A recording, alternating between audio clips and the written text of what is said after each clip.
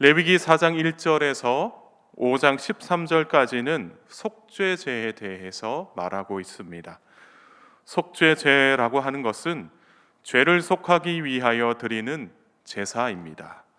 다시 말해서 죄를 지음으로 하나님과의 관계에 문제가 생길 때 죄 사함을 위해 드리는 제사였다라고 이해하시면 됩니다. 그래서 하나님과의 깨어진 관계를 회복하기 위해서는 반드시 속죄죄를 드려야만 했습니다. 이것은 하나님께서 이스라엘 백성들에게 베푸신 은혜의 수단이었습니다. 아무도 죄를 짓고는 하나님 앞에 설 수 없고, 아무도 죄를 짓고는 하나님과 함께 살아갈 수 있는 방법이 없다라는 것입니다. 그런데 사람들이 죄를 짓는 경우에 마음을 먹고 죄를 짓기도 하지만 때로는 부지 중에 죄 짓는 경우도 있습니다. 여호와의 계명을 어기는 것도 고의로 어길 때도 있지만 때로는 부지 중에 어길 때도 있다라는 것이죠. 이 같은 일들이 아무리 하나님의 백성들이라 할지라도 그들의 삶에서 일어날 수 있음을 하나님은 알고 계셨습니다. 그래서 속죄제를 하나의 수단으로 만드신 것입니다. 속죄제를 드리는 자는 나는 죄로 인하여 죽을 수밖에 없었지만 하나님께서 은혜를 베푸셔서 이 죄를 희생제물에게 전가되게 하시고 나를 살게 하셨다라는 것을 알고서 행해야만 했습니다. 중요한 부분이 있습니다. 하나님께서 은혜를 베푸셨다. 그리고 하나님의 은혜 안에서 이 죄를 희생제물에게 전가시키셨다라는 것입니다. 죄를 전가하는 것은 전적인 하나님의 은혜입니다. 만약에 이 일을 하나님께서 허락하지 않으셨다면 죄는 고스란히 내 안에 남게 되는 것입니다. 하지만 하나님은 우리가 죄로 인하여 죽음에 이르는 것을 원치 않으셨습니다. 그래서 속죄제에는 하나님이 말씀하신 희생제물이 반드시 필요한 것이고, 속죄제를 드리는 자는 하나님께서 말씀하시는 방법대로 해야지만 죄가 전가될 수가 있었습니다. 무엇보다 중요한 것은 내가 이렇게 죽을 수밖에 없었는데 하나님의 은혜로 용서받고 구원받은 존재라는 것을 잊지 말아야 한다는 것입니다. 이것이 속죄죄를 드리는 하나님의 백성들의 마음가짐이었고, 또 하나님의 백성들이 속죄죄를 드리면서 행해야 하는 그런 일들이었습니다. 백성들을 사랑하시는 그 뜻에서 죄를 속하게 하는 이 속죄죄를 하나님의 은혜로 허락하셨다라는 것을 우리가 알게 될 때, 오늘날 우리는 용서받고 구원받기 위해서는 반드시 예수 그리스도를 통해야 한다는 사실을 고백하지 않을 수가 없습니다. 왜냐하면 하나님은 예수님 말고는 죄 사함을 받을 만한 다른 이름을 우리에게 주신 일이 없고, 또 오직 예수님을 믿고 의지하는 자들만이 영원한 생명을 얻도록 하나님께서 은혜로 우리에게 말씀하셨기 때문입니다. 이와 같이 하나님은 구약 시대에는 속죄제를, 또 신약 시대 이후에는 예수님을 통하여 우리의 죄가 속하게 하셨습니다. 오늘 말씀에는 이 속죄제를 드리는 두 종류의 사람들이 등장하죠. 1절에서 12절까지는 제사장이 등장하고 13절부터 21절까지는 회중이 등장하게 됩니다. 그러니까 1절에서 12절까지는 제사장이 드리는 속죄제, 13절에서 21절까지는 회중이 드리는 속죄제다라고 이해하시면 됩니다. 누구를 위한 속죄제인지에 따라서 이 피를 처리하는 방식이 굉장히 달랐는데, 특별히 제사장과 회중 전체를 위한 속죄제는 성소로 피를 가져다가 성소의 휘장에 먼저 뿌리고 향단에 바릅니다. 그런 후에 희생제물의 기름 부위를 떼어서 번제단에 태운 후에 남은 고기는 진영 바깥 재버리는 곳에 모두 불태웠다라고 이야기를 하죠. 이는 내일 새벽에 우리가 함께 살펴볼 족장이나 평민을 위한 속죄제와는 조금 다릅니다. 여러분, 하나님께서는 제사장도 속죄제를 드려야만 한다라고 말씀하셨습니다. 왜 그렇습니까? 제사장이 저지른 죄가 백성들에게 직접적으로 영향을 줄 수 있기 때문입니다. 그래서 3절에 보면 제사장이 저지른 이 죄가 백성의 허물이 된다라고 이야기를 합니다. 물론 제사장도 사람인지라 죄를 저지르는 경우가 있지 않았겠습니까? 아무리 의도하지 않았으나 백성들에게도 범죄하였고 그 죄를 깨달았다고 한다면 속죄제를 드리는 게 맞다라는 것이죠.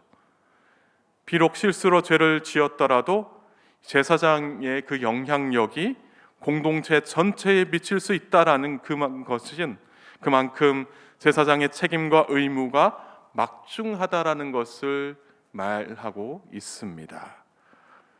따라서 제사장이 범죄했을 때에는 백성들이 이 죄를 통해서 고통당할 수 있다라는 것이죠. 제사장이 부지중에 계명을 어겼는데도 백성들이 이를 모르고 그냥 제사를 드렸다면 그 제단은 오염될 수밖에 없습니다. 제단이 오염된 채 백성들이 제사를 드릴 수 있다라는 거죠. 그래서 이 속죄제를 드리게 하셨고 또 죄로 더럽혀진 성소와 제단을 이 피를 바르고 피를 뿌림으로 인해서 정결하게 하셨다라는 겁니다. 제사장이 희생 제물인 수송아지를 잡아서 피를 사발에 받아서 회막 안으로 들고 들어갑니다. 그 피를 손가락에 묻혀서 휘장 앞에 7번을 뿌리고 또 향단의 4뿔에 바릅니다. 그리고 남은 피로 제단 밑에 뿌리고 향단과 그 주변을 정결하게 한다라는 것이죠. 회중의 속죄제도 비슷하게 진행됩니다. 이스라엘 온 회중이 부지중에 하나님의 계명을 범하고 그 죄를 깨닫게 되었을 때 속죄제를 드려야 한다라는 것이죠.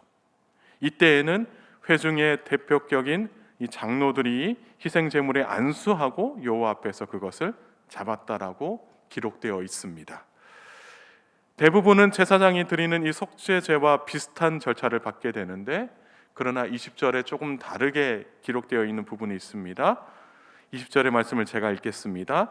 제사장이 그것으로 회중을 위하여 속죄한즉 그들이 사함을 받으리라. 이렇게 기록되어 있습니다. 이것은 단순히 인간이 인간을 용서하는 것처럼 제사장이 회중을 인간적인 그런 면에서 용서한다라는 뜻이 아닙니다. 하나님과의 올바른 관계 속에서 이루어지는 죄사함입니다. 그렇기 때문에 제사장은 하나님의 의지를 가지고 속죄해야만 한다라는 것이죠. 그 스스로의 생각과 판단으로 다른 사람의 죄를 용서하는 것이 아니라 하나님의 마음으로 그들을 용서해야 한다라고, 그들의 죄를 속해야 한다라고 그렇게 기록되어 있는 것입니다. 다시 말해서 이 죄 사함의 주도권이 사람에게 있다라는 것이 아니라 하나님께 있다라는 것을 말하고 있는 것입니다. 그래서 기름 부음 받은 제사장이 속죄제의 절차를 여호와의 율법의 규례대로 행하는 것이 중요합니다. 왜냐하면 하나님께서 이 일들을 맡기셨기 때문에 다른 사람의 죄를 속하는 것, 그 일들을 감당해야 하는 것이죠. 그리고 그 절차를 통하여 하나님의 용서하심이 이루어짐으로 사람의 죄 문제가 해결되는 것임을 이야기하고 있습니다. 여러분, 하나님과의 바른 관계 속에서 살아간다는 것 쉽지 않아 보입니다. 조금만 실수하고 죄 저질러도 금세 하나님과 멀어지는 것 같다라는 것이죠. 이렇게 복잡한 속죄제를 어떻게 드렸을까 생각이 들지만, 그러나 이렇게 속죄제를 드림으로 말미암아 다시 하나님과의 관계가 회복만 된다면 그들에게 있어서 속죄제는 어려운 제사가 아니라 회복의 수단이자 은혜의 수단이었다라는 것입니다. 이를 통하여 우리가 오늘 하루 묵상해야 하는 것이 있죠. 죄사함이 나에게 어떤 의미가 있는가? 그리고 오늘 하루 죄사함의 은혜를 누리기 위하여 어떤 삶을 살아야 하는가? 그것을 오늘 하루 묵상해야만 합니다. 예수님은 우리의 죄를 대신하여 기꺼이 자기 몸을 희생 제물로 내어 놓으셨습니다. 십자가 위에서 찢기시고 피 흘리심으로 말미암아 우리의 죄를 사하여 주셨습니다. 예수님의 그 피로 하나님과 우리 사이를 가로막았던 벽을 허무시고 하나님과의 관계를 회복시키셨습니다. 오늘은 여러분들이 잘 알고 있듯이 사순절 세 번째 날입니다. 사순절은 예수님의 말씀과 이 사역들을 더 깊이 묵상하여 예수님의 은혜를 기억하고 또 예수님이 가신 그 십자가의 길을 주님 이제 제가 걷겠습니다, 믿음으로 고백하는 은혜의 절기입니다. 오늘 하루 예수님을 깊이 묵상하면서 나를 대신하여 죽으신 그 예수님을 생각하면서 이제는 이 죄인으로 사는 것이 아니라 죄를 속하게 하신 그 하나님의 은혜와 사랑 안에서 하나님의 백성으로 오늘 하루 살겠다 믿음으로 고백하며 오늘 하루를 힘있게 살아가는 저와 여러분 모두가 되기를 주님의 이름으로 축복합니다. 함께 기도하시겠습니다. 하나님, 오늘도 저희를 잊지 않으시고 은혜의 자리로 불러주시니 감사드립니다. 레위기 4장 1절에서 21절의 말씀으로 우리에게 은혜 베풀어 주시니 감사드립니다. 하나님은 부지 중에 계명을 어긴 제사장과 회중들에게 속죄제라는 은혜의 수단을 베풀어 주셨습니다. 그래서 제사장과 회중들은 속죄제를 통하여 죄 사함의 은혜를 누리고 하나님과의 관계가 다시 회복되는 은혜도 누렸습니다. 주님은 우리에게도 예수님을 통하여 죄 사함의 은혜를 누리게 하셨습니다. 그리고 예수님을 통하여 우리가 다시 하나님과 연합할 수 있도록 주님께서는 은혜 베푸셨습니다. 이 모든 것이 우리를 향하신 하나님의 사랑이요 예수님의 은혜인 줄 믿습니다. 주님, 이번 사순절 기간에 정말 의미 있게 보내길 원합니다. 오늘 하루 우리를 대속하신 예수님을 묵상하며 예수님과 더 깊은 관계를 맺고 살기 원합니다. 그리고 주님, 이러한 깊은 관계 속에서 저희 모두 영적 회복과 기쁨을 누리길 원하오니 주님 은혜 베풀어 주시옵소서. 주님, 앞으로 있을 대통령 선거에 은혜 베풀어 주시어 하나님의 마음에 합한 자가 세워지게 하시고 또 코로나 오미크론 확진자들이 많아지는 이 상황 가운데 있습니다. 주님 은혜 베푸셔서 국민들과 아름다운 교회와 저들의 성도들과 가족들의 건강을 지켜 주옵소서. 주님, 오늘 하루도 주님 뜻대로 살길 원합니다. 사랑하는 가족들의 건강을 지켜주시고 가는 걸음걸음마다 함께 동행하여 주옵소서. 특별히 악한 영들의 계략에 빠지지 않게 하시고 하나님의 선하신 뜻대로 살게 하옵소서. 하나님의 지혜와 능력으로 함께하여 주시옵소서. 감사드리며 예수님의 이름으로 간절히 기도드리옵나이다. 아멘.